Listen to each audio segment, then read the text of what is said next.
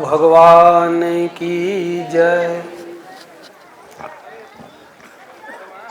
ये 20वां भंडारा है।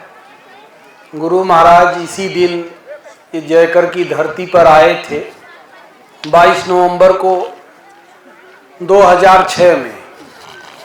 तब से कार्यक्रम होने लगा और वही उनका आगमन दिवस के रूप में और धूना पे पूजा स्थल पर त्रिशूल स्थापना हुआ। तो ये भक्तों का कार्यक्रम है, भक्त लोग का इच्छा रहती है इस साल में एक बार भंडारे का कार्यक्रम भी हो जाए और भगवान के रास्ते के बारे में उसमें चर्चा हो जाती है। तो जो लोग ईश्वर के बारे में जो प्रश्न होते हैं उसी के लिए ये समाज में संतों का आगमन होता है और ये भंडारे होते हैं। केवल भोजन की बात नहीं है, भोजन तो आजकल सबके पास है। जिसके पास नहीं था तो मोदी जी 5 किलो गेहूं वाला चावल सब चला दिए, तो सबको मिल ही रहा है। भोजन के लिए कोई नहीं आता है, हर मनुष्य शांति के लिए आता है और अपनी आत्मिक शांति के लिए वो संतों के दरबार में जाता है। उसी के लिए ये कार्यक्रम भंडारा सत्संग का आयोजन रखा जाता है कि हर पुरुष नपुंसक नारी जीव चराचर कोई भी हो, सबको भगवान के बारे में जानकारी होनी चाहिए। अगर भगवान के बारे में जानकारी होगी तो वो शांतिमय रहेगा और अगर भगवान से दूर हो जाता है तो अशांत हो जाता है। इसलिए आज ये वही कार्यक्रम है और गुरु महाराज इस समय यहाँ यूपी में नहीं है, नहीं तो बोले थे कि यूपी में रहते तो जरूर आते। यूपी में नहीं है इसलिए नहीं आ पाए। उनका आशीर्वाद, आ जाए बैठ जाए, ठीक विराज।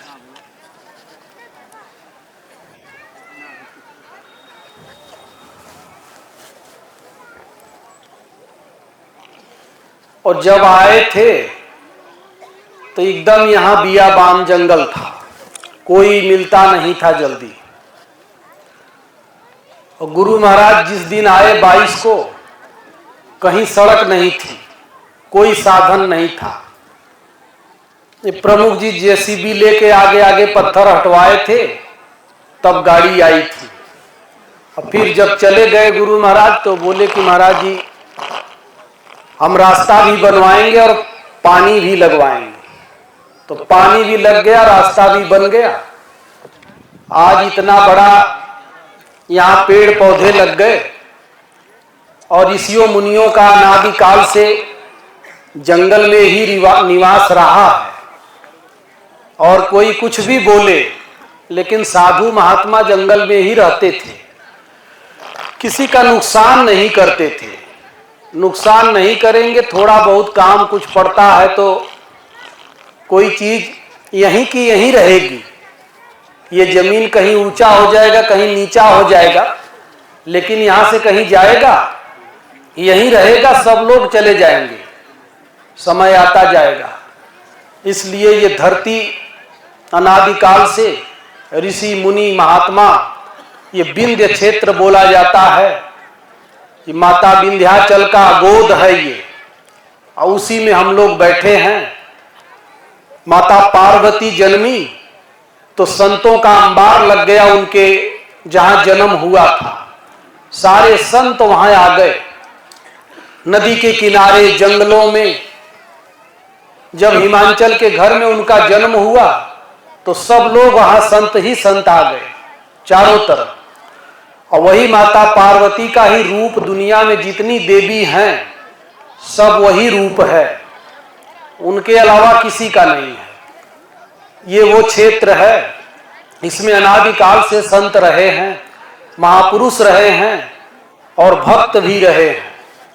संत भजन करते थे, भक्त सेवा करते थे। और ये जो आश्रम है हमारे गुरु महाराज की परंपरा, ये विरक्त परंपरा का आश्रम है। यहाँ ऐसा नहीं है कि नाती पोता भी पाल रहे हैं और संत भी बने हैं, ये सिस्टम यहाँ नहीं है। ये हमारे गुरु महाराज के लाइन में नहीं है। ये विरक्त आश्रम है।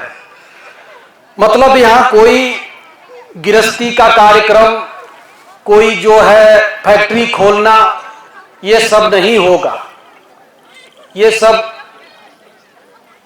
समाज में दूसरी लाइन है। इसलिए संत का काम है भजन करना और भजन के बारे में लोगों को बताना। और जो पुण्यात्मा होंगे वो आकर के जरूर सुनेंगे, और जिसका पुण्य नहीं होगा तो दूर से चार गाली दे लेगा। इतना ही होगा और कुछ नहीं होता।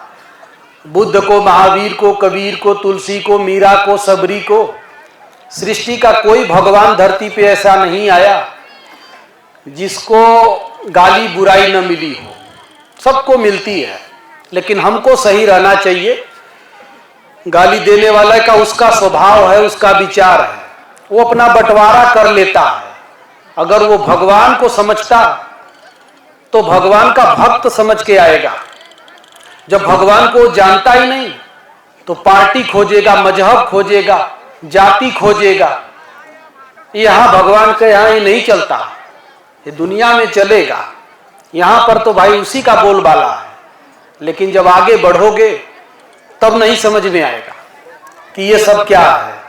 इसलिए भजन और भगवान सत्संग से ही समझ में आते हैं। एक भजन है, हम सुनाते हैं पहले, उसके बाद तब फिर थोड़ा देर और सत्संग चलेगा। सद्गुरु शरण सहाई हो हंसा, सद्गुरु शरण सहाई, सद्गुरु शरण सहाई हो हंसा, सद्गुरु शरण सहाई। निकट गए तन रोग न व्यापै, ताप पाप मिट जाई, सद्गुरु शरण सहाई हो हंसा, सद्गुरु शरण सहाई। राग द्वेष छल छिद्र न दर से, सन्मुख नहीं ठहराई, विषय विष निकट नहीं आवे, काल रहे अरधाई, सद्गुरु शरण सहाई हो हंसा, सद्गुरु शरण सहाई।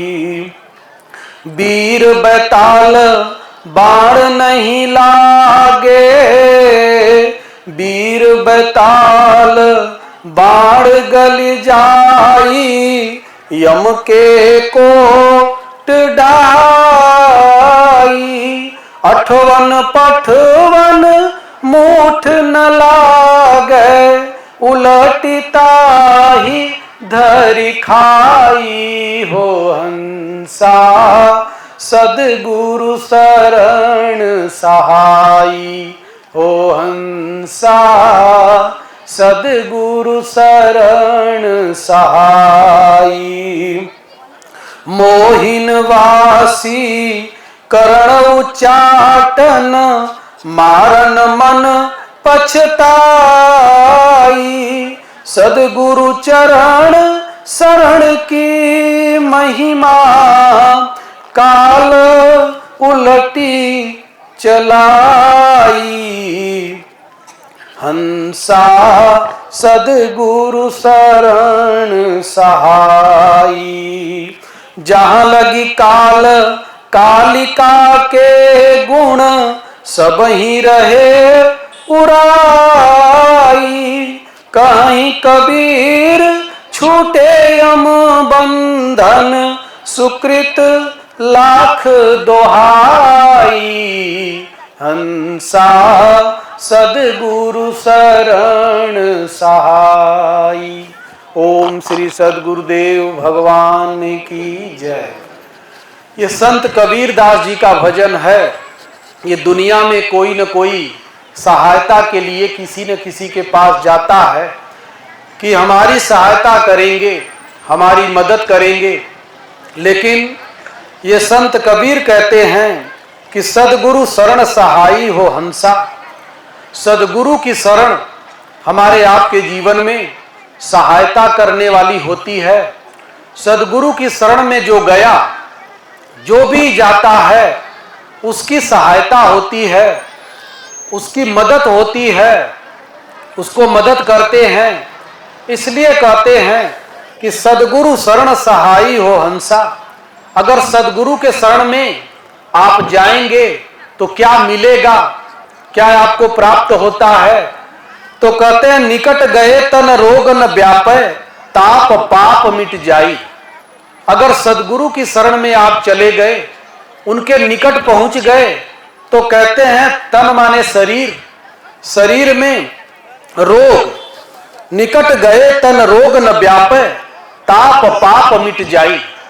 अगर पास में चले गए तो रोग मिट जाता है। तो रोग एक शरीर में हो जाता है। किसी को बुखार हो गया, किसी को कुछ ब्रेन में हो गया, किसी को लीवर में हो गया, किसी को कोई रोग हो गया। रोग होता रहता है, कोई न कोई शरीर में रोग होता रहता है। और ये संत कहते हैं कि शरीर का तो रोग मिटता ही है, लेकिन भव रोग भी मिट जाता है। एक शरीर का रोग होता है और एक भव रोग होता है। भव रोग क्या है? पुनरपि जन्मम पुनरपि मरणम, पुनरपि जननी जठरे शयनम। बार बार जन्मना और बार बार मरना, जाकर के गर्भ में रहना और वहां अग्नि ताप से तपते रहना, बार बार जन्म और बार बार मृत्यु, इसी का नाम है भव रोग। भव माने संसार, संसार में बार बार आना और बार बार जाना, इसी को कहते हैं भव रोग। भव रोग की बात रखते हैं सामने। और निकट गए तन रोग न व्यापे, ताप पाप मिट जाई। राम राम राम जिहा जौलो तू न जपीहे, तौलो तू कहूं जाए, तीहू ताप तपीहे। अगर राम राम नहीं जपते हैं तो कहते हैं कि तौलो तू कहूं जाए, तीहू ताप तपीहे। तीन ताप हैं मनुष्य के जीवन में, सतोगुण रजोगुण तमोगुण। ये तीनों ताप ये जीव को तपाते रहते हैं। कब तक? जब तक वो राम राम राम नहीं जप लेता, तब तक ये ताप उसका पीछा नहीं छोड़ते। ये उसको परेशान करते रहते हैं, सताते रहते हैं। इसलिए कहते हैं निकट गए तन रोग न व्यापे, ताप पाप मिट जाई। पाप मिटाने के लिए मनुष्य क्या नहीं करता? गंगा में कुंभ मेला लगेगा तो कहेंगे जाओ वहां नहा लोगे तो पाप मिट जाएगा। कहीं पर मंदिर चले जाओगे तो पाप मिट जाएगा। कहीं ठंडे पानी में नहा लोगे तो पाप मिट जाएगा। कहीं कुंड ऐसा है उसमें नहा लोगे तो पाप मिट जाएगा। लेकिन संतों ने कहा कि पाप हमारा आपका कैसे मिटेगा? तो तीर्थ अमित कोटि सम पावन, नाम अखिल अघपूगन सावन। तीर्थ अमित कोटि सम पावन, 1 करोड़ तीर्थ में आप घूमो। बद्रीनाथ चले जाओ, केदारनाथ चले जाओ, गंगोत्री चले जाओ, जमुनोत्री चले जाओ, सारे दुनिया के तीर्थ में घूम लो। तीर्थ अमित कोटि सम पावन, करोड़ों तीर्थ के समान पवित्र क्या है? तो कहते हैं भगवान का नाम। नाम अखिल अघ पूग न सामन। भगवान का नाम कहते हैं, अघ माने पाप।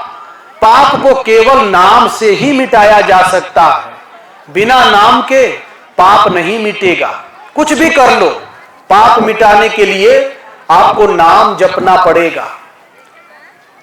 ध्रुव से लेकर, मीरा से लेकर, सबरी से लेकर, हनुमान जी से लेकर, शिव जी से लेकर सभी लोग नाम जपते थे।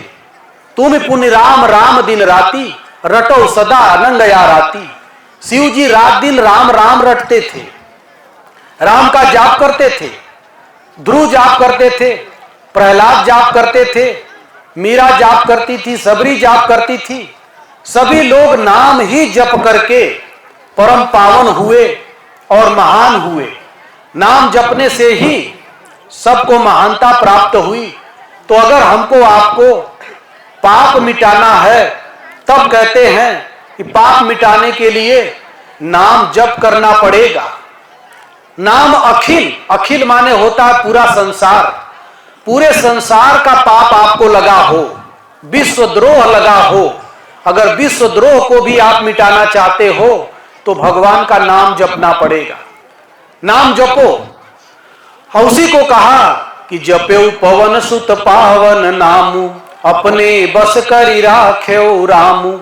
हनुमान जी ने पावन नाम जपा और अपने बस में राम जी को कर लिया।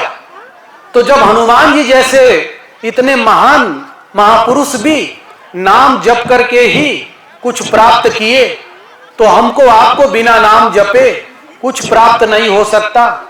इसीलिए नाम जपने से ही हमारे आपके जीवन के पाप मिटते हैं। यहाँ कोई पाप से डरता है कि पाप क्या है, पुण्य क्या है। एक महात्मा थे, नदी के किनारे बैठ करके तपस्या कर रहे थे, भजन में बैठे थे और एकदम वृद्ध शरीर हो गया था, उम्र काफी हो गई थी। एक बकुला आकर के मछली को पकड़ रहा था।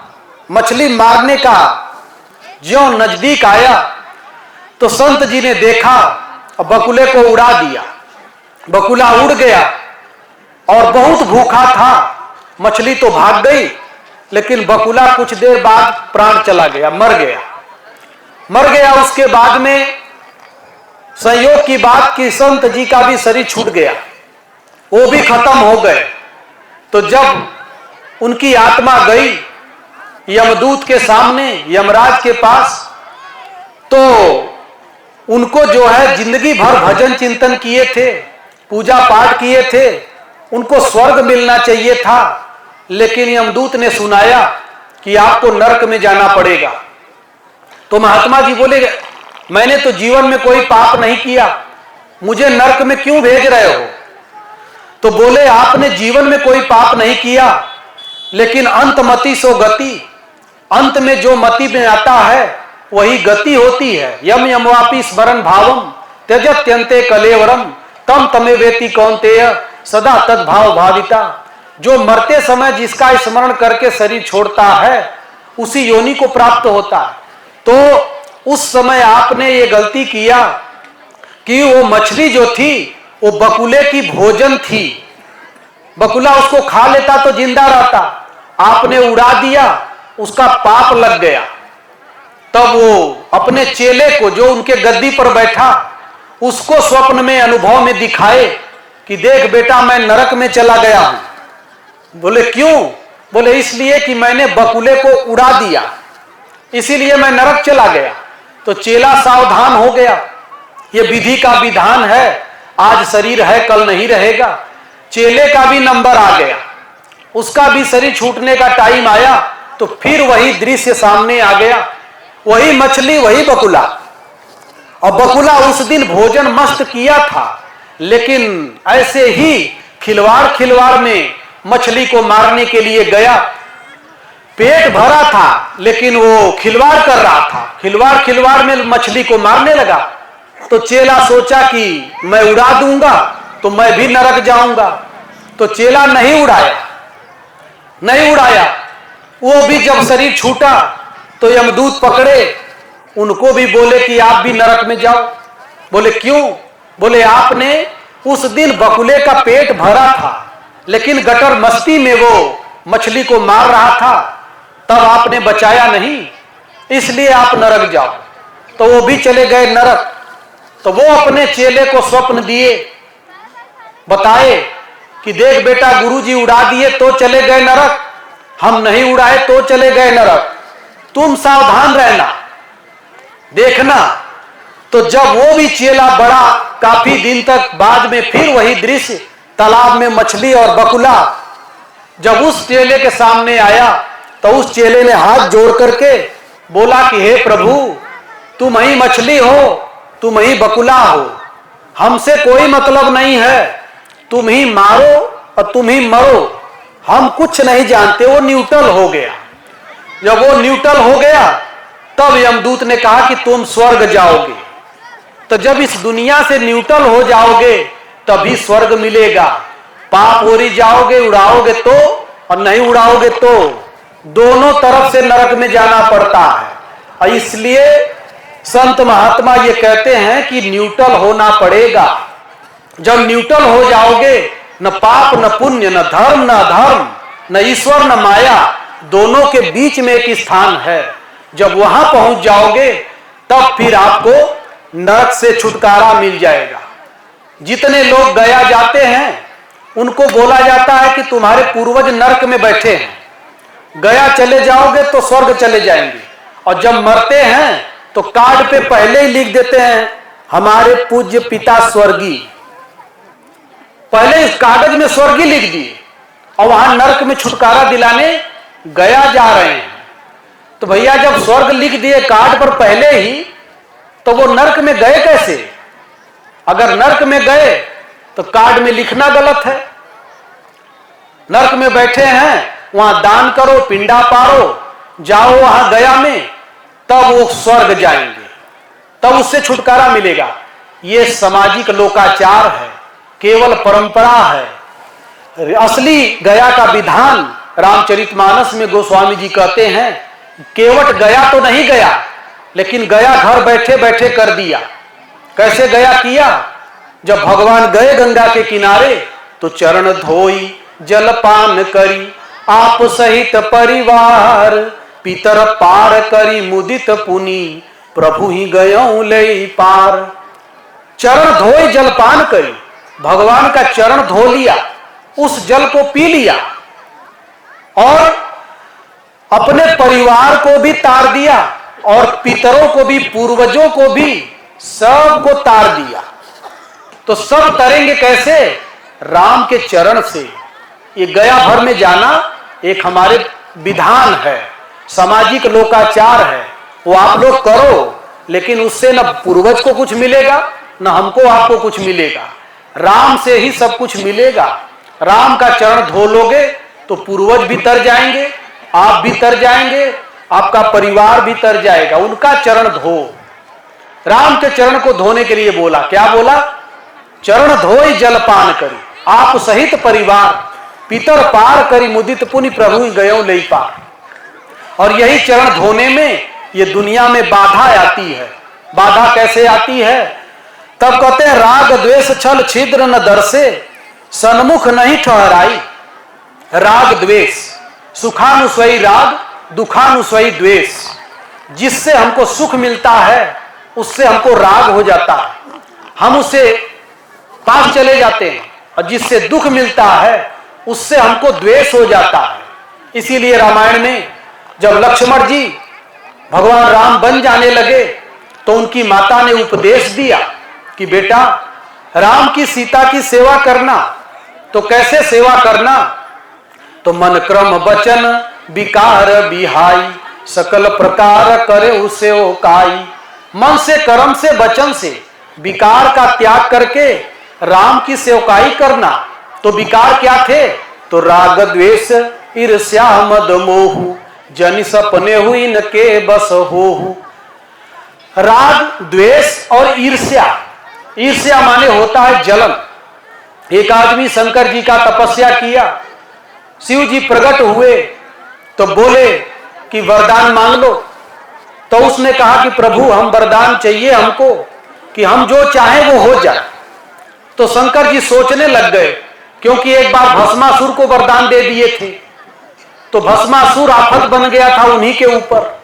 तो सोच विचार करने लगे, बोले ऐसा कैसे होगा, तुम जो चाहो वो हो जाए। बोले महाराज हमें तो यही चाहिए।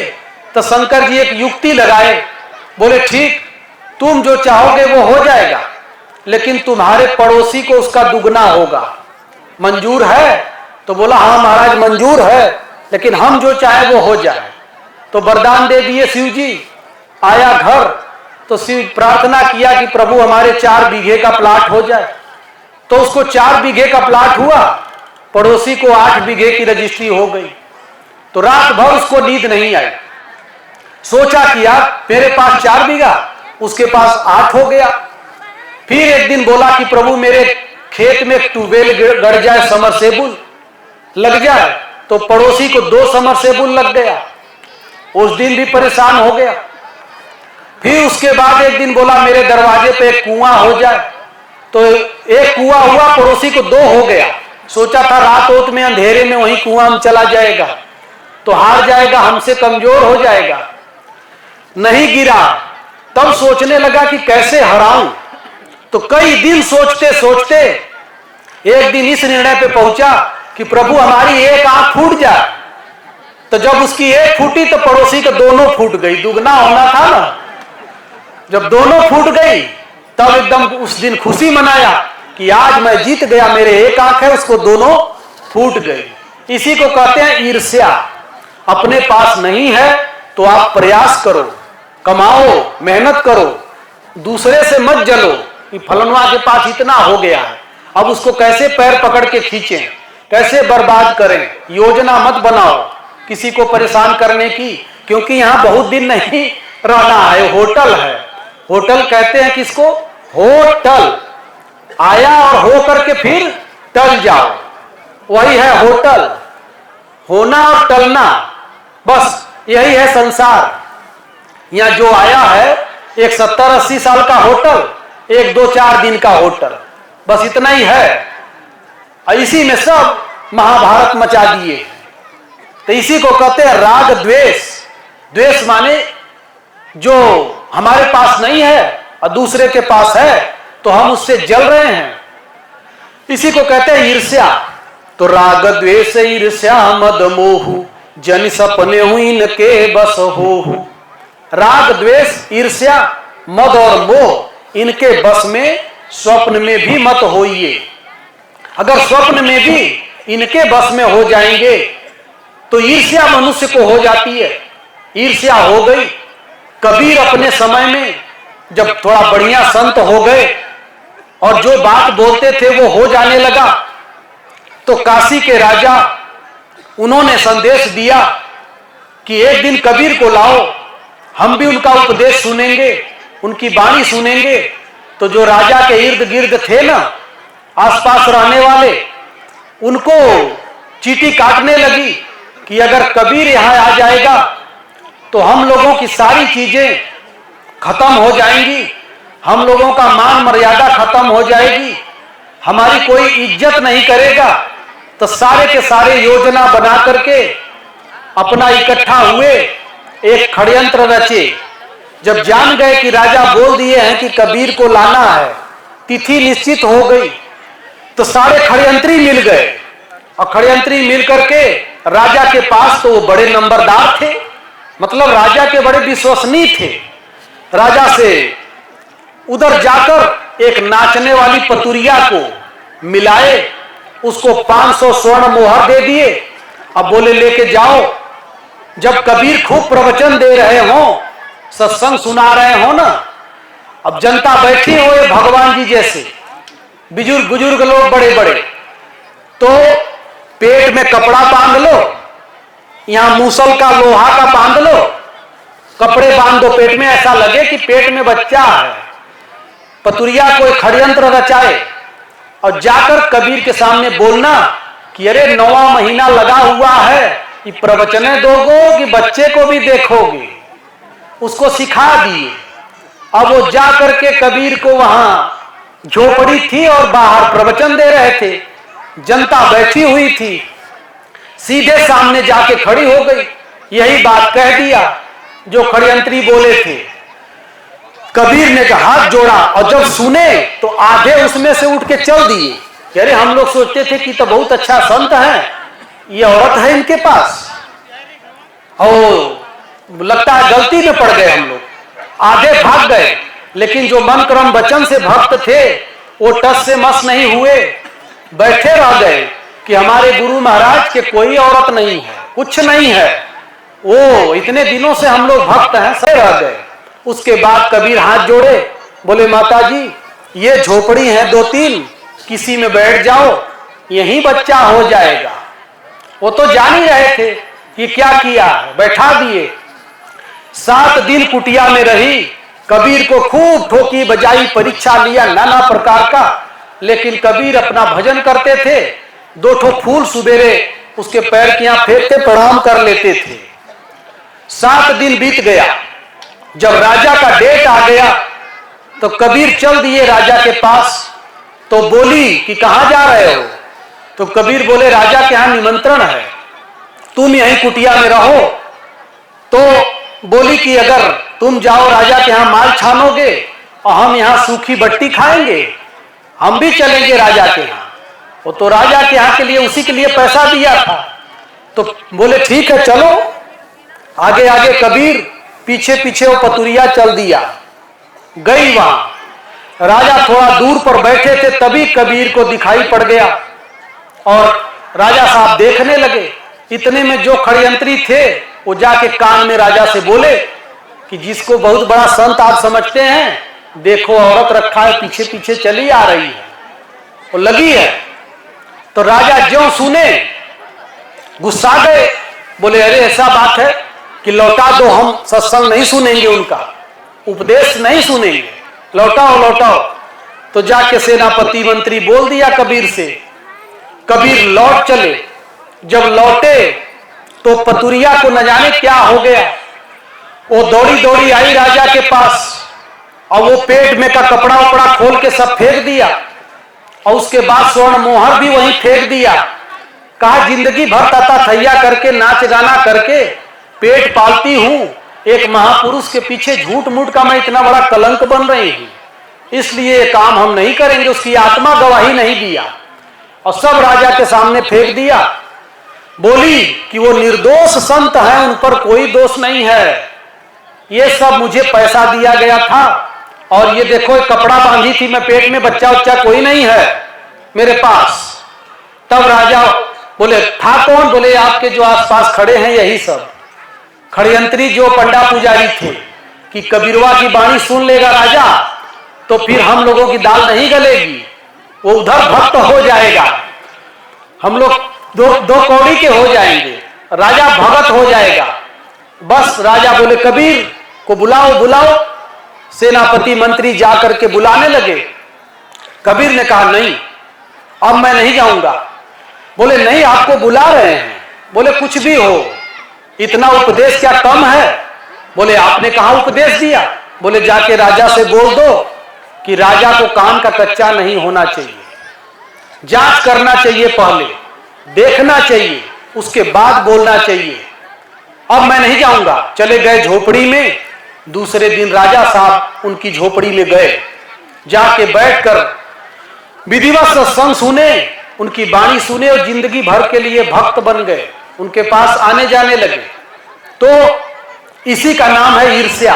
ये हर जगह व्याप्त है, चाहे नेतागिरी ले लो, चाहे सधुआई ले लो, चाहे घर गृहस्थी ले लो, परिवार में ले लो, ये सब जगह व्याप्त है।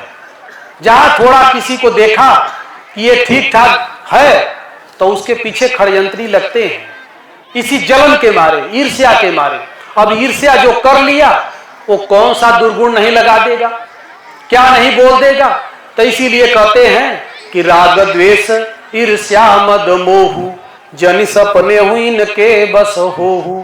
स्वप्न में भी इनके बस में मत होइए और इनकी बात मत सुनिए, अपनी आत्मा की बात सुनिए, किसी व्यक्ति की बात मत सुनिए। आपकी आत्मा जो कहे वो करिए, आप जो भी बोले आपको वो करना चाहिए। इसीलिए कहते हैं कि राग द्वेष छल छिद्र न दर्शे सन्मुख नहीं ठहराई। सन्मुख होई जीव मोहि जब ही जन्म कोटि अघना सौ तब ही। अगर ये जीव, भगवान राम कहते हैं कि एक बार मेरे सन्मुख आ जाए तो उसके करोड़ों जन्म का पाप मैं नष्ट करता हूं। तो पाप को भगवान नष्ट करते हैं, कोई गंगा जमुना पानी पत्थर आपके पाप को नष्ट नहीं करेगा, उसको भगवान नष्ट करेंगे। और भगवान मिलेंगे कैसे? तो पुण्य पुंज बिनु मिलहि न संता सत्संगति संसृति करयंता। पुण्य का पुंज जब साथ देने लगता है तब आपको कोई संत मिलते हैं, और जब संत मिलते हैं तब वो राम के बारे में बताते हैं। बिना संत मिले राम के बारे में कोई बता ही नहीं सकता। जब संत मिलेंगे तो वो राम के बारे में बताएंगे। तो इसीलिए राम से पहले राम का दास जरूरी है, संत जरूरी है। संत मिल जाएंगे तो वो राम के पास ले जाएंगे, आपको पहुंचाएंगे। अगर गए सदगुरु के पास चले गए और पाप ताप मिट गया, पाप मिट जाएगा, ताप मिट जाएगा। और कहते हैं राग द्वेष छल छिद्र न दर्शे। राग द्वेष छल छिद्र कपट चोरी बेईमानी जो भी आता है दुनिया में, अगर सदगुरु की शरण में कोई गया तो यही सब उसका रुक जाता है, ये बंद हो जाता है। और जहां ये बंद हुआ तो वो जीव निर्मल हो जाता है, वो पवित्र हो जाता है, वही पावन हो जाता है। इसीलिए कहते हैं कि अगर ये सब चीजें मिट गई तो विषय विकार निकट नहीं आवे, काल रहे अरधाई। विषय विकार कोई भी इस संसार में, महाराजा मनु इतने बड़े चक्रवर्ती सम्राट मनु महाराज से ही यह सृष्टि का नाम मनुष्य पड़ा। और आजकल लड़ाई करेंगे मनुस्मृति किताब पर। मनुस्मृति जो किताब है उसको महाराजा मनु से जोड़ना एकदम गलत है, क्योंकि जो महाराजा मनु थे वो भगवान राम से भी पहले थे, राम से भी पहले। और जो मनुस्मृति है ये 2000 वर्ष की है। तो क्या वो महाराजा मनु इसको लिखे थे? उन्होंने नहीं लिखा। लेख जो होता है, इतिहास और संविधान, ये परिवर्तनशील है, ये आज नहीं कल बदलेगा जरूर। कोई लेख कोई इतिहास आज जो है कल बदल जाएगा, आज जो संविधान है कल वो संविधान बदल जाएगा। इसीलिए 2000 वर्ष पहले का संविधान है मनुस्मृति, अब आज उसको खत्म हो गई, कहीं मिलती नहीं। तो क्योंकि उस समय किसी की माइंड में जो आया, जैसा राजा गद्दी पर बैठता है वैसे ही लेख लिख देता है, वैसे ही नियम बना देता है, वैसे ही कानून चला देता है। तो मनुस्मृति महाराजा मनु की लिखी हुई किताब नहीं है। भगवान राम से भी वो पहले हुए, उन्हीं से हमारा आपका नाम मनुष्य पड़ा, उन्हीं से केवल सभी का नाम। और ये दुनिया में जो जातियां हैं ये हमारे आपके धंधे की जाति है। हमारी आपकी जाति क्या है? भगवान राम स्वयं कहते हैं सब मम प्रिय सब मम उपजाए, सबते अधिक मनुज मोहि भाई। सब मुझे प्यारे हैं, सबको मैंने पैदा किया, लेकिन सबसे प्यारा मुझको मनुष्य लगता है। अखिल विश्व मोर उपाया, सब पर मोरी बराबरी दाया। पूरे विश्व को मैंने पैदा किया।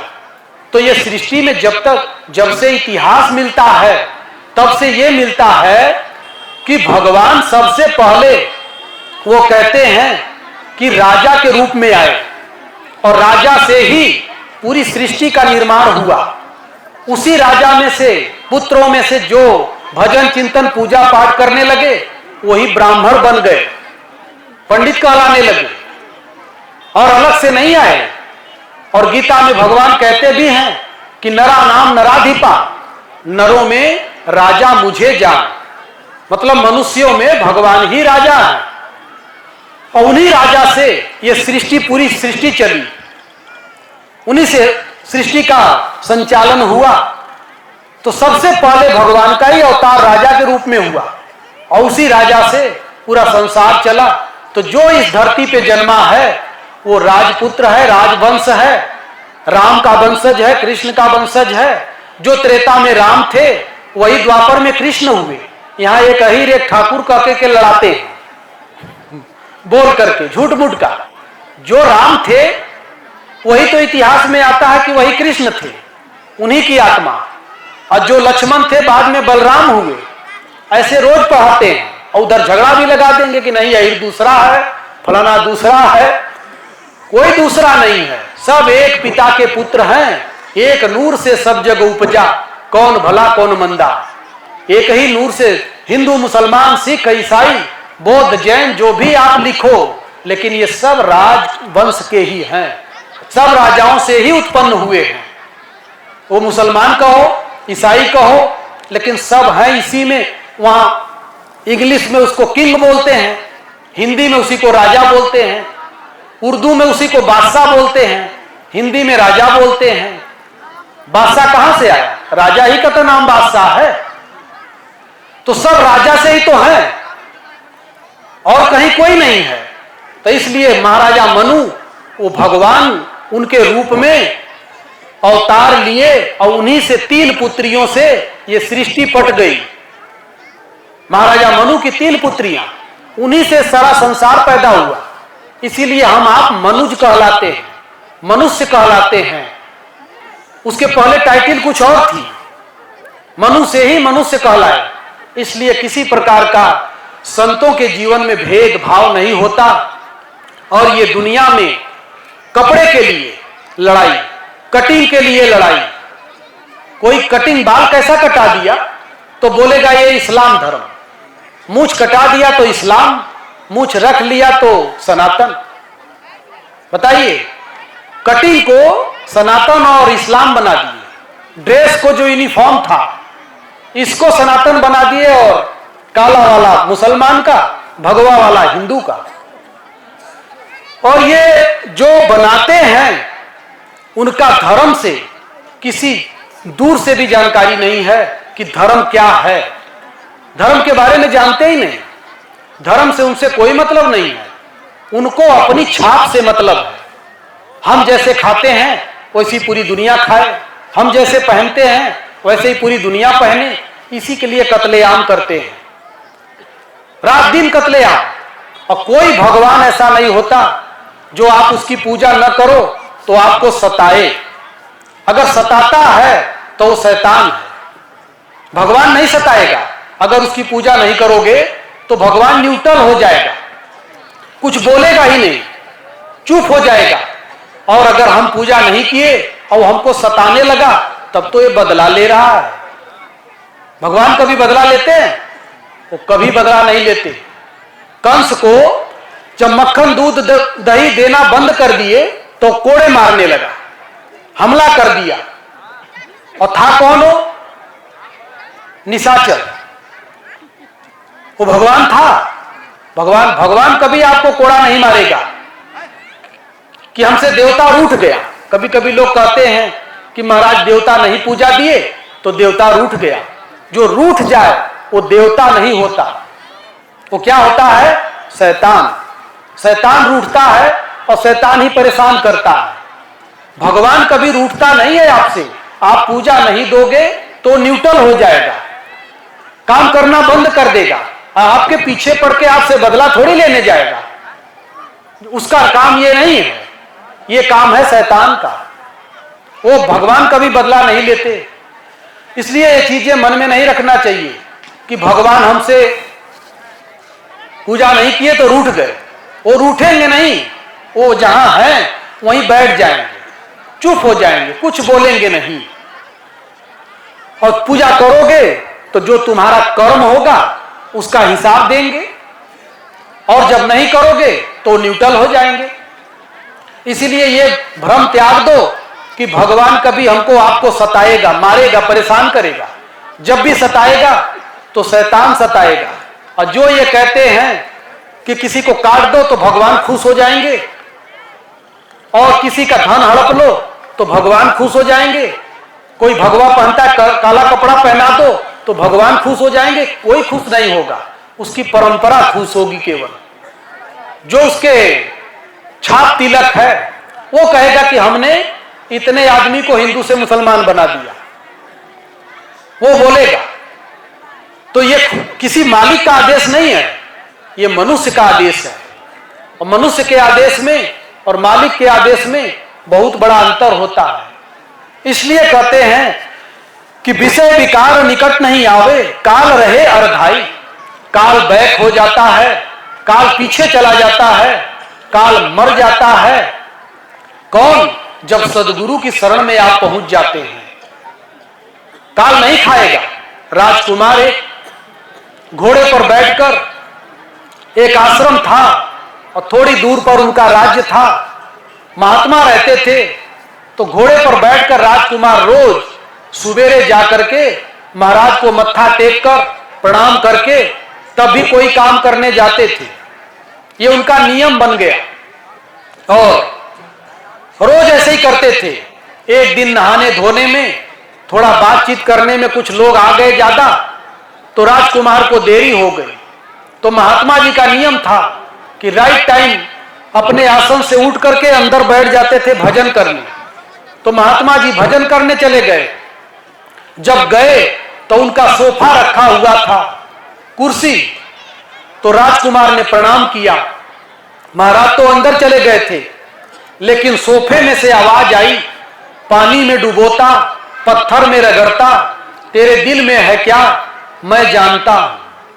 ये बात बोला कि पानी में डुबोता पत्थर में रगड़ता, तेरे दिल में है क्या मैं जानता हूं। ये आवाज आई और उसी आवाज को राजकुमार सुना और सुन करके फिर घोड़े पर बैठे, प्रणाम किए और मुंह से बोलने लगे, पानी में डुबोता पत्थर में रगड़ता, तेरे दिल में है क्या मैं जानता हूं। ये पहली बार गुरुजी का सोफा बोल रहा था। सोफे से आवाज आई तो कौन सी ऐसी बात है कि सोफे में से आवाज आ रही है।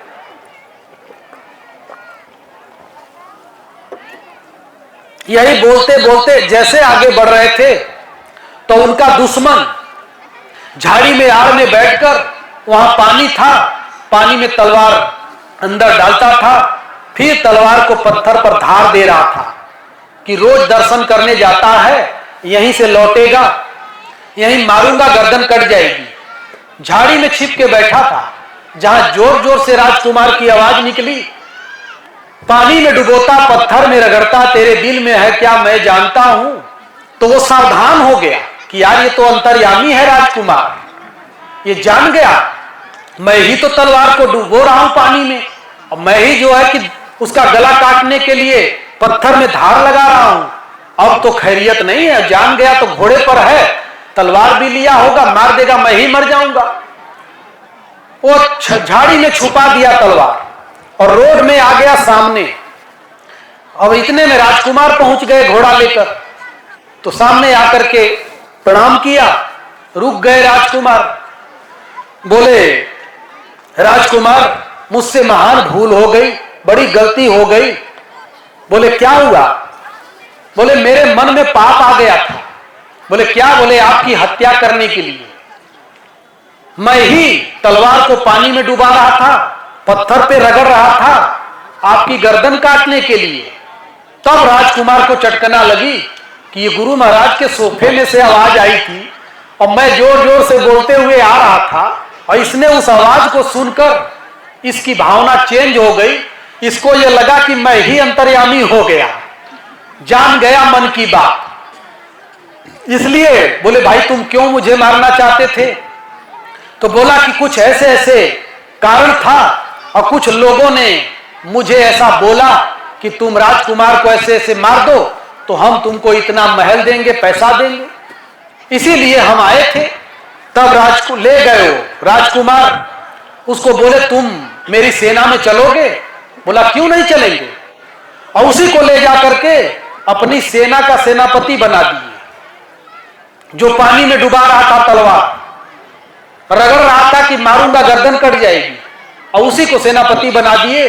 जीवन पर्यंत उसी की सेना में रह करके लड़ाई लड़ते लड़ते जीवन बीता, और उस राजकुमार की मदद करते करते। ये होता है गुरु के दरबार में जाना। गुरु की शरण में जाने वाले का अगर श्रद्धा है तो अगर गुरु नहीं भी बोलते तो सोफा बोल देगा, कुर्सी बोल देगी, पेड़ बोल देगा, कोई व्यक्ति बोल देगा, कहीं न कहीं से आवाज आपको आ जाएगी। और गुरु हत्या की भी प्राण रक्षा करने के लिए, वो तो हत्या लेकर बैठा था, लेकिन गुरु की आवाज उसको हत्या से बचा दिया। तलवार छोड़कर वो पीछे हट गया।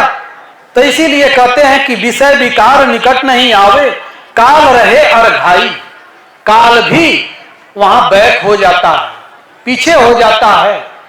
इसीलिए कागभुसुंडी को भगवान जब मिले तो उन्होंने कहा कि कबहू कालन व्यापी तो ही सुमिरे सी भजे सी निरंतर मोही। कभी तुमको काल नहीं खाएगा, कभी व्यापेगा ही नहीं। क्यों नहीं व्यापेगा? तो सुमिरे सी भजे सी निरंतर मोही। निरंतर मेरा सुमिरन और मेरा भजन अगर करते रहोगे तो तुमको काल नहीं खाएगा, काल से छुटकारा मिल जाएगा। काल सबको पीछे पड़ा हुआ है, ये दुनिया में सबके पीछे काल पड़ा हुआ है और काल को काटने का तरीका केवल राम का सुमिरन है। राम का सुमिरन करोगे तो काल न खाए कलप नहीं व्यापे, देह जरा नहीं छीजे। अगर भजन करने लगेंगे तो काल आएगा जरूर, लेकिन गला रेत के नहीं ले जाएगा, प्रेम से लेके जाएगा। बस यही होता, काल आएगा सबको, लेकिन गलती किए रहेंगे तो सता के ले जाएगा। और अगर गलती नहीं किए हैं तो फूल की तरह उठा के ले जाएगा। कष्ट नहीं मिलेगा आपको, जितनी कमी रहेगी उतना कष्ट मिलेगा, जितनी कमी नहीं रहेगी उतना सुख पूर्वक लेके जाएगा, कोई परेशानी नहीं होगी। तो ये गुरु के दरबार में तो विषय विकार हृदय बहुत दुखलाग, जन्म गयो हरि भजन बिन होई न विषय विराग, भुवन बसत भा चौथपन। महाराजा मनु को हृदय में बहुत दुख लगा कि संसार के जो विषय हैं इनसे तो वैराग्य ही नहीं हो रहा है और हमसे भगवान का भजन हो ही नहीं रहा, भजन तो हम कर ही नहीं रहे। तो हृदय बहुत दुखलाग, जन्म गयो हरि भजन बिन होई न विषय विराग, भुवन बसत भा चौथपन। चौथापन आ गया, लेकिन ये संसार के विषयों से भोगों से वैराग्य नहीं हो रहा। तब क्या किया? बरबस राज सुतहि कहूं दीन्हा, नारी समेत गवन बन कीन्हा। जबरदस्ती बेटा नहीं ले रहा था राज्य, लेकिन अपना राजपाट बेटे को दे दिया और नारी समेत गवन बन कीन्हा, पत्नी समेत जंगल में निकल गए, भगवान के तपस्या में लग गए, भजन में लग गए, भजन करने लगे। तो विषय विकार निकट नहीं आवे, काल रहे अरघाई, काल भी मर जाता है, काल की मौत हो जाती है। जो सदगुरु की शरण में पहुंच जाता है, उनके दरबार में पहुंच जाता है। फिर आगे कहते हैं वीर बैताल बाण गल जाई, यम के कोट ढाई। वीर बैताल ये सब प्रेतों का नाम है। वीर कोई कहता है, कोई बैताल कहता है, तो कहते हैं वीर बैताल बाण, ये सब जो है बाण चला दिया। वीर बैताल ये प्रेत योनियों का, ये प्रेतों के नाम है अलग अलग। तो वीर बैताल बाण गली जाई, यम के कोट ढहाई। अगर गुरु के दरबार में चले गए तो भूत प्रेत जादू टोना मंत्र तंत्र ओझा वैद्य जो लगाते हैं ना, ये भी सबसे आपको छुटकारा मिल जाएगा। भूत प्रेत से भी छुटकारा मिल जाएगा। और भूत कहीं से आता नहीं है, ओझा ही भूत पैदा कर देते हैं, क्योंकि उसका धंधा है। तो जिसका जो धंधा है उसी को ना बढ़ावा देगा, तो धंधे को बढ़ावा दे देगा, ओझा ही बढ़ावा दे देते हैं। अब भूत नहीं आता कहीं, बीमारी है, रोग है, पाप है, उसको कम करो तो आप ठीक हो जाओगे। और ये सोचो कि ओझा को पैसा देंगे बनवा देंगे, कुछ नहीं बनेगा। आएगा सामने, आएगा परेशान करेगा। अपने से जब भजन करोगे तब हरि भक्तों के पास न आए भूत प्रेत पाखंड जादू टोना मंत्र तंत्र। और भूत कुछ होता नहीं है, अपनी ही कमी जो होती है, गलती, वही भूत बन जाती है, वही प्रेत बन जाती है। तो इसीलिए वीर बैताल बाण गली जाई, यम के कोठ ढाई। वीर बैताल बाण यमराज के जो महल है, जो किला है ना, उसको भी ढहा देता है, उसको भी गिरा देता है। और फिर अठवन पठवन मूठ न लागे, उलटता इधर खाई। अठवन पठवन का मतलब ओझा लोग देखेंगे तो कहेंगे कि तुम्हारे मौसा के यहां का भूत यहां चला है, क्या करोगे महाराज? कहे अब इसको पठाएंगे उधर, तब कितना लगेगा? बोले 1-2 लाख लगेगा। लाओ, क्या क्या सामान लगेगा? लगेंगे लिखवाने, ऐसा सामान लिखवा देंगे कि आप पाओगे ही नहीं। तब कहेंगे कि हम लाएंगे, लाओ पैसा। आप पैसा दे दोगे, फिर वो जो मन करेगा वो मिला जुला के लाके कर देंगे। यही है अठवन पठवन, ये जो समाज में चलाते हैं ना। तो कहते अठवन पठवन मूठ न लागे, अठवन पठवन और मुट्ठी में बांध करके मार देते हैं ऐसे। इसी को कहते हैं मूठ न लागे। अगर भजन करेंगे, सदगुरु की शरण, सदगुरु शरण सहाई हो हंसा, अगर सदगुरु की शरण में आ जाएंगे तब कहते हैं कि ये अठवन पठवन से भी छुटकारा मिल जाएगा। ओझा जो होते हैं ये भाई भाई में झगड़ा लगा देते हैं। कहेंगे कि तुम्हारे ससुराल का भूत यहाँ आया है, उससे कह देंगे तुम्हारे दादा के यहाँ का आया है, उससे कह देंगे तुम्हारे फलाने मरे थे ना वो आए हैं, वो चले उससे बोले कि अपना बांधो, हमारे पास क्यों भेजे हो। लड़ जाते हैं। ये ओझा पढ़ लिख लिए लोग इतना बुद्धिमान हो गए, तब भी ओझोए की बात मान लेते हैं। लड़ाते रहते हैं ओझा, और वही में लड़ते रहते हैं बिना मतलब का। अगर भजन करें तो अपने आप अठवन पठवन भूत प्रेत सब भाग जाए, कोई नहीं आएगा। उलटता इधर खाई, वो उसी को जो भजन करने लगता है तो उसका भजन ये भूत प्रेत को ही खा जाता है, समाप्त कर देता है। इसीलिए नाम जपो, खाना खाते, पानी पीते, स्नान करते, कपड़ा पहनते, रोटी बनाते, गाड़ी चलाते, ड्यूटी पे जाते, ओम ओम शब्द जपते रहो तो कोई भी भूत प्रेत आपको नहीं आएगा। और बीमारी है तो इलाज कराओ, डॉक्टर से दवा ले लो। और ओझा के यहाँ जाओगे तो वो कहीं न कहीं का शनि भूत बता ही देगा, और फिर घूमते रहो। फिर यही अठवन पठवन वाला मामला चलाएगा। मोहिन वशीकरण उच्चाटन मारन मन पछताई। मोहिन माने अपने मोहित कर लेगा, मोहिन वशीकरण अपने बस में कर लेता। कहेंगे वशीकरण चला दिए। औघड़ लोग ज्यादा वशीकरण चलाते हैं, कहेंगे कि औघड़ स्मशान पूजे, स्मशान पूजेंगे, सब करेंगे, मुर्दा के पास बैठेंगे, यही वशीकरण और यही उच्चाटन पाटन सीखने के लिए। और सब सीखने के बाद क्या करेंगे, किसी के पास जाएंगे, ले तुम्हारे ऐसा हो गया, लाओ पैसा लाओ, सब उच्चाटन पुच्चाटन करके पैसा पे आ जाएंगे। बिना पैसा का भूत नहीं भागेगा। और हम बता रहे हैं तो बिना पैसे का भाग जाएगा। पैसा आपको नहीं खर्चा करना पड़ेगा, हाँ, लेकिन पुण्य अर्जित करना पड़ेगा। जब पुण्य अर्जित कर लोगे तो अपने आप पाप भाग जाएगा। तो पाप मत भगाओ, पुण्य अर्जित करो। पुण्य अर्जित होगा तो पाप अपने आप भागता चला जाएगा, वो दूर होता चला जाएगा। तो मोहिन वशीकरण उच्चाटन ऐसा चला देगा आपके ऊपर कि जहां बैठोगे वहीं से मन उचट जाएगा, एक जगह मन नहीं लगेगा। लड़कों को कुछ हो जाता है, पढ़ते नहीं कायदे से, तो कहेंगे इसके ऊपर किसी ने कुछ कर दिया, वशीकरण, इसका मन उचट जाता है, महाराज पढ़ता ही नहीं है, पढ़ाई मन नहीं लगता। उच्चाटन, इसी का नाम है उच्चाटन। ऐसा कुछ दिखा देंगे, बता देंगे कि कोई काम करोगे उसी काम में उच्चाटन हो जाएगा। सोचोगे पूरब जाएंगे, मन भगा ले जाएगा पश्चिम, दूर कर देगा आपको। तो इसीलिए मोहिन वशीकरण उच्चाटन मारन मन पछताई, ये जब जो करते ताने लगेंगे, इनका बस आपके ऊपर नहीं चलेगा। सदगुरु चरण शरण की महिमा उलट चला चटकाई। सदगुरु के चरणों की महिमा इतनी महान होती है कि जो आपके जीवन में हर पाप को, हर दोष को, हर कमजोरी को जीवन से निकाल करके दूर करने में सक्षम होती है। उस हर पाप को दूर करने की उसमें प्रवृत्ति होती है। इसलिए अपने जीवन में सदगुरु की शरण पकड़ो तो किसी की शरण नहीं पकड़ना पड़ेगा, कहीं ओझा के यहाँ नहीं जाना पड़ेगा, किसी वैद्य के यहाँ नहीं जाना पड़ेगा। सदगुरु चरण शरण की महिमा उलटी चला चटकाई।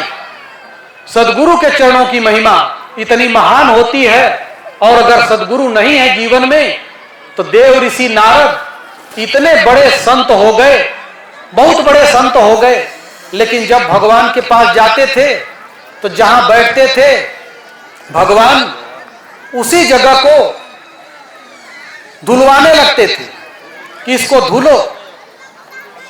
क्या छोटा सा एक बच्चा है यहाँ मंच पे रो रहा है, किसी का छूट गया हो तो आ जाओ ले लो। लाल लाल सा पहना है कपड़ा, नीला सा पैंट पहना है, ले लो, रो रहा है आके। चलो ठीक।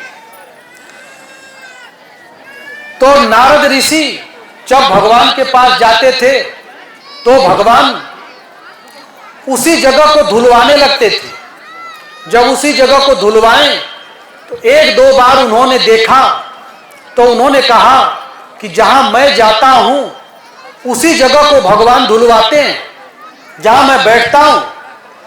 एकदम जब सटीक पता कर लिया तब एक दिन रुक गए, आगे जाके रुक गए, देखा तो भगवान वही जगह धुलवा रहे थे। लौट के आ गए नारद, भगवान से बोले कि प्रभु आप ये जगह क्यों धुलवा रहे हैं? तो भगवान ने कहा कि नारद तुम निगुरा हो, तुम्हारे गुरु नहीं है, इसलिए तुम जहां बैठते हो वो जगह अपवित्र हो जाती है, इसीलिए मैं धुलवा रहा हूं।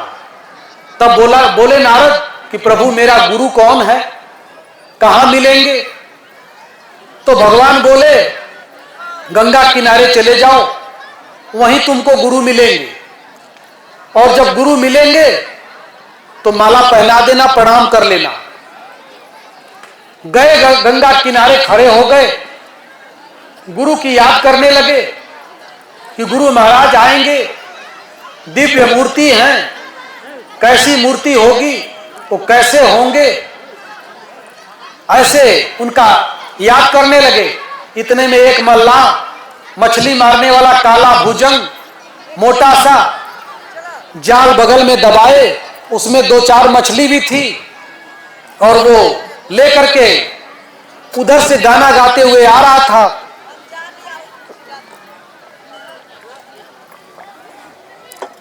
नारद ऋषि देखे तो बोले कि लगता है कोई मल्लाह है, जा रहा है, जाने दो। और फिर वो गाना गाते हुए आगे बढ़ गया।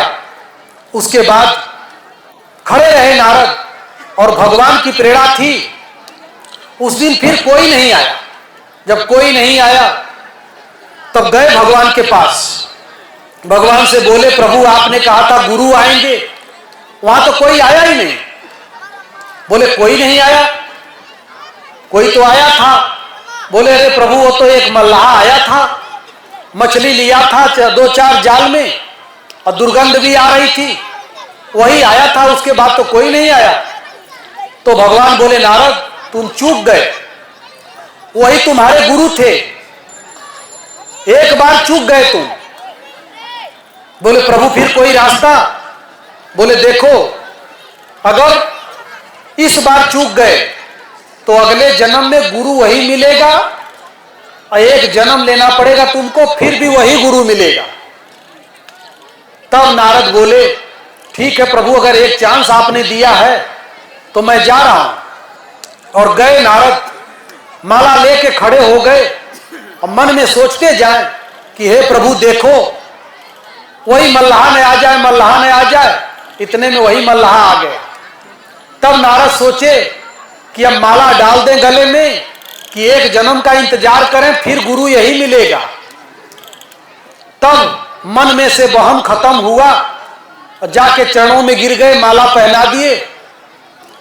तो मल्लाह बोला कि आप मुझे क्यों प्रणाम कर रहे हैं? तो बोले प्रभु अपना परिचय दीजिए।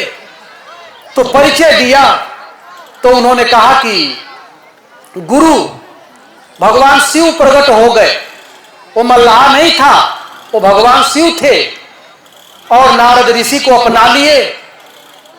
तब नारद गुरु से युक्त हो गए, उनको गुरु प्राप्त हो गए, और उनकी अपवित्रता खत्म हो गई।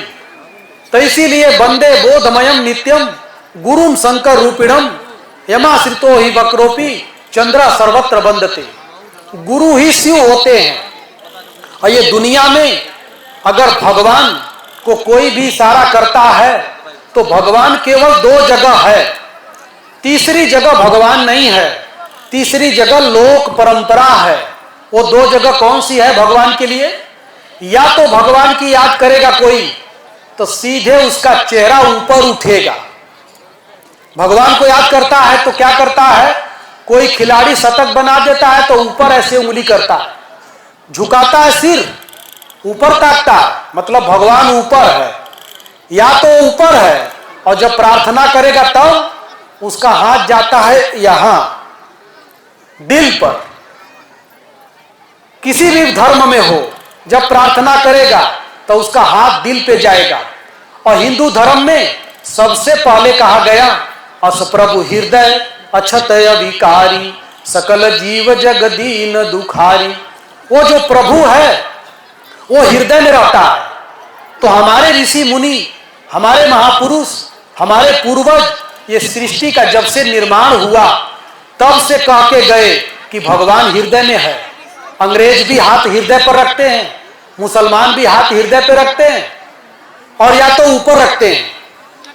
तो भगवान या तो ऊपर है या तो दिल में है, और बाकी जितना है बीच में ना वो सब लोकाचार है। ये लोकचार है, सिर्फ लोकाचार है।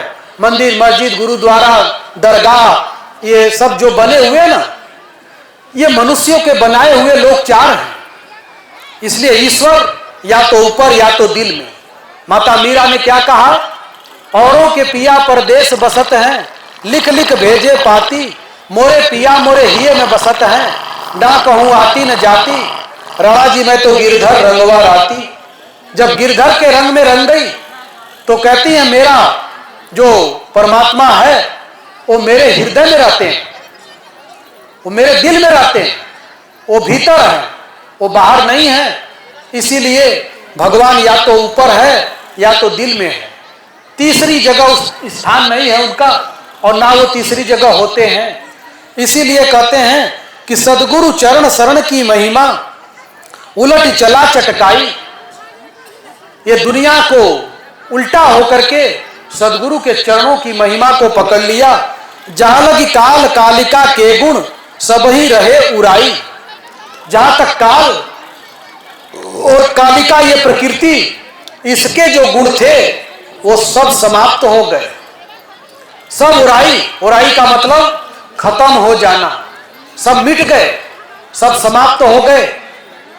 तो जहां लगी काल कालिका गे गुण सब ही रहे उराई, कहे कबीर घटे या बंधन सुकृत लाख हो दोहाई।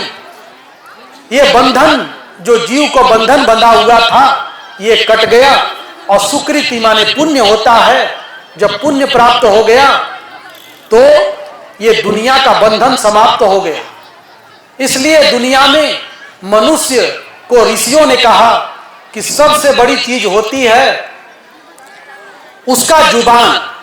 जुबान की बहुत बड़ी कीमत ऋषियों ने बताई हमको आपको, और वही हमको आपको अपने पास में सभी को जिस बात पर आइए, जिसको कहिए उस पर रहिए, जो बात कहते हैं उस पर रहिए।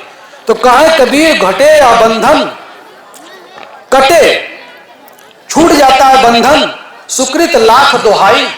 तो लाख जन्म जन्म के पुण्य प्रताप हमारा आपका साथ देता है, और ये जो पतन की जो चीजें थी वो समाप्त हो जाती है।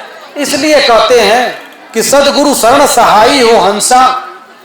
हंसा का मतलब ये जीव, जीवात्मा, इसी को हंस कहते हैं, इसी को हंसा कहते हैं। ये दुनिया में जड़ चेतन गुण दोषमय विश्व की न करतार, संत हंस गुण गहई पे परिहरि बारी विकार। जड़ चेतन गुण दोषमय, जड़ और चेतन दोनों दोष और गुणों से भरा हुआ है। विश्व की करतार, उस करतार ने विश्व की रचना किया है। संत हंस गुण गहई पे, जो संत होते हैं वो हंस होते हैं, वो गुण रूपी दूध को ग्रहण कर लेते हैं और दुर्गुण रूपी पानी को त्याग देते हैं। इसलिए हमको आपको दुर्गुण को त्याग देना है और गुण को अपने जीवन में धारण करना है। गुण को जीवन में धारण कर लेंगे तो अपने आप दुर्गुण समाप्त हो जाएंगे। इसलिए सद्गुरु के शरण में चले जाइए तो राम की भी प्राप्ति हो जाएगी और काल भी मिट जाएगा, रोग भी मिट जाएगा, पाप भी मिट जाएगा, ताप भी मिट जाएगा। जितने भी दुख दोष हैं, सद्गुरु शरण सहाई। ये दुनिया में मात पिता सग भाई, कोई सहायक नहीं। क्यों भरे पाप का ठेला, 2 दिन का जग में मेला। सब चला चली का खेला, 2 दिन का जग में मेला। ये 2 दिन का जगत का मेला कहते हैं। और मात पिता सग भाई, कोई सहायक नहीं। सहायक कौन है? आशा एक राम जी से, दूजी आशा छोड़ दे। नाता एक राम जी से, दूजी नाता तोड़ दे। एक राम जी से आशा करो, और अगर राम जी से आशा हो जाएगी तो ये दुनिया में जो जन्मा है सब अपनी अपनी दुहाई देते हैं, अपनी अपनी जीवन। सभी को ये है, जो जहां है वहां कहता है कि मैं ही सबसे बड़ा। सबको जिसको देखो कहेगा मैं ही सबसे बड़ा। शराबी आदमी था, उसने कहा एक पंडित जी से कि दुनिया में सबसे बड़ा कौन, सबसे बड़ा कौन है? तो पंडित जी बोले कि सबसे बड़ा मंदिर।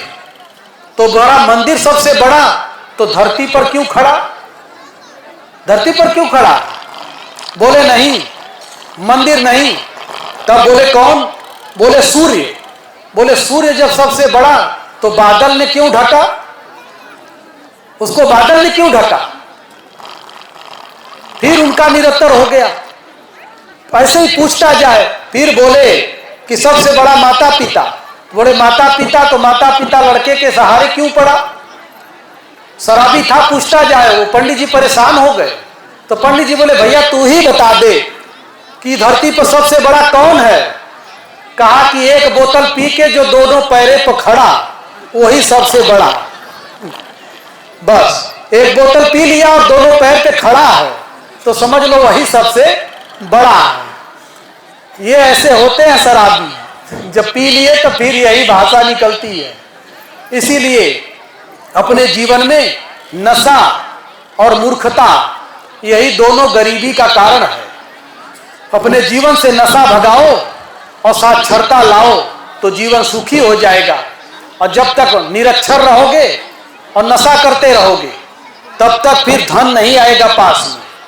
धन जुटेगा तभी जब आपके जीवन में नशा का त्याग हो जाएगा, तभी धन आएगा। और जो लोग ऐसे हैं, धन हो गया तब नशा करने लगे, उनको दिक्कत नहीं पड़ेगी। और जिनके नहीं है वो कर रहे हैं तो रोज कमाएंगे, रोज पी के खत्म कर देंगे, कुछ नहीं बचेगा। इसलिए अपने जीवन को अनुशासित रखो। अनुशासन का पाठ ये दुनिया में संत लोग हमेशा अनुशासन के बारे में पढ़ाते। साधु सिपाही ये अनुशासन ही बताते। नहीं पालन करोगे तब लाठीचार्ज होगा। दोनों तरफ से साधु भी लाठीचार्ज कर देते हैं, पुलिस भी। और पहले बड़े प्रेम से पुलिस समझाती है कि बेटा समझ जा। एक आध दो पत्थर पहले अपने खा जाते हैं, नहीं बोलते, लेकिन जब अजीज कर देते हैं तब लाठीचार्ज शुरू हो जाता है। तो सिपाही साधु हमेशा क्या करते हैं? अनुशासन सिखाते हैं। और उसी अनुशासन में रहो तब तो ठीक है, और नहीं रहोगे तब फिर भटकते जाओगे। इसीलिए अपने जीवन को किसी संत के शरण से जोड़ दो तो ये जीवन धन्य हो जाएगा। इसमें अनुशासन आ जाएगा। क्या पाप है, क्या पुण्य है, क्या धर्म है, क्या अधर्म है, इसकी जानकारी हो जाएगी। और आपका जीवन संतों के संग में अगर हो गया तो हर प्रकार की सहायता प्राप्त हो जाती है। यही भंडारे का, कार्यक्रम का, सत्संग का यही उद्देश्य होता है। और यहाँ जो है गीता, यथार्थ गीता रखी हुई है। हमारे गोंडा के संतोष साहब हैं, वो लाए हैं और वहाँ मिलेगी, जाओ वो बांटेंगे भी वहीं। कहीं होंगे तो बोल दो कि खड़े हो जाएं, बांट दें सबको, जिसको जरूरत हो यथार्थ गीता ले लो, अपने जीवन में ढालो, कृष्ण भगवान की वाणी सुनो और कृष्ण भगवान के विचारों को अपने जीवन में लाओ। यही भंडारे का उद्देश्य होता है। यहाँ साधु के दरबार में, भगवान के दरबार में, यहाँ पर पूरा विश्व का एक समान सबके लिए ठिकाना है, सबको व्यवस्था है। हम किसी व्यक्ति, किसी पार्टी, किसी मजहब के नहीं हैं, हम भगवान के हैं और भगवान हमारे हैं। आप लोग भी भगवान के बन जाओ तो भगवान की शरण में जो आ गया तो उसका कोई भी बाहरी जो वातावरण है उससे किसी से मतलब नहीं रहता। बाहरी वातावरण समाज के लिए होता है, ईश्वर पथ में ये नहीं है। यहाँ पर ममैवांशो जीव लोके जीव भूता सनातन मनः षष्ठानि इंद्रियाणि प्रकृति स्थानी कर्षति। ये जीव मेरा अंश है, भगवान कहते हैं। हम आप जो भी यहाँ बैठे हो सब भगवान के अंश हो। और जातियों का जहाँ सवाल है, जातियां सिर्फ धंधे का नाम है। जिसने जो धंधा किया उसी के पीछे वो जाति टाइटल लग गई। आपकी जाति केवल मनुष्य और भगवान का अंश है। आप ईश्वर के अंश हो और ईश्वर के वंश हो, तो ईश्वर को पुकारो, ईश्वर को भजो, तो आपका जीवन ईश्वरमय हो जाएगा। और इसी के लिए ये गीता का वितरण से लेकर, सत्संग से लेकर, भंडारा से लेकर, शरीर का प्रसाद है पूरी सब्जी, आत्मा का प्रसाद है ज्ञान। नहीं ज्ञाने न सदृश्यम पवित्रमी अविद्यते। ज्ञान ही मनुष्य को पवित्र करता है और अज्ञान ही अपवित्र करता है। तो पानी से पवित्र नहीं होगे, पवित्र होंगे ज्ञान से। तो अपने भीतर ज्ञान लाओ और भगवान को धारण करो तो जीवन का उद्धार होगा। ओम श्री सद्गुरुदेव भगवान की जय।